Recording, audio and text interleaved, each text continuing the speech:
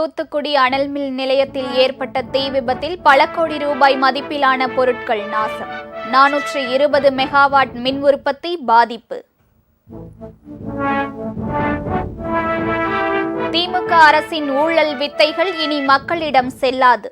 2026 சட்டமன்ற தேர்தலில் திமுகவின் தோல்வி உறுதி என விஜய் விமர்சனம்.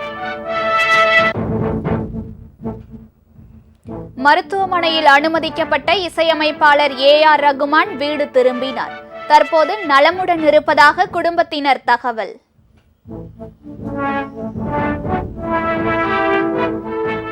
வேலூர் அருகே டெங்கு காய்ச்சலால் சிறுமி உயிரிழப்பு. தமிழகத்தில் டெங்கு பாதிப்பு கட்டுக்குள் இருப்பதாக அமைச்சர் மா சுப்பிரமணியன் விளக்கம்.